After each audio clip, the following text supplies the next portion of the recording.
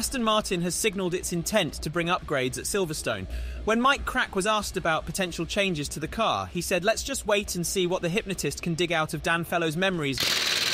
When asked why not just Michael Crack, so it doesn't sound like people are saying my crack all the time, Crack said, "Why should I be the one to change?"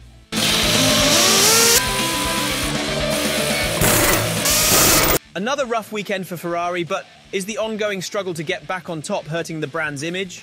Fred Vasseur has asserted again that Ferrari's reputation remains untarnished and that the racing brand is just as sophisticated as ever despite its recent troubles. He then proceeded to sweat profusely through the act of eating a steak, passing gas for extended periods in what he jokingly told assembled media and colleagues was additional wind tunnel time.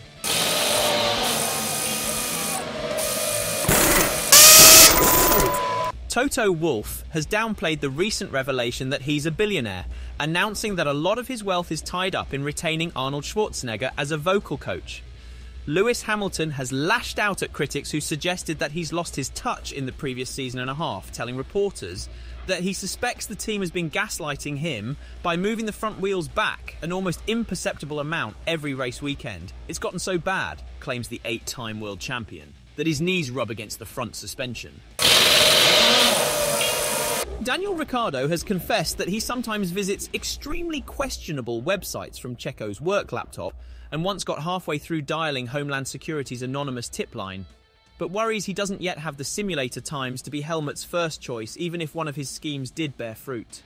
The Australian reserve driver says that he's in a good place right now emotionally, but notes that an even better place would be inside the fastest race car in Formula One.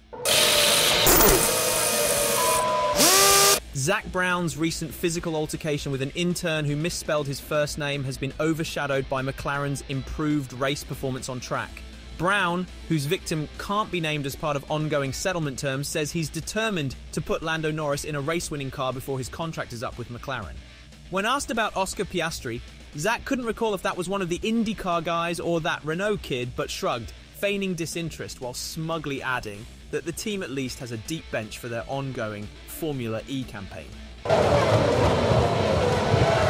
Pierre Gasly has told the official F1 podcast that he appreciates Alpine boss Laurent Rossi spouting off inappropriately across the international media recently to make the former Red Bull driver feel more at home.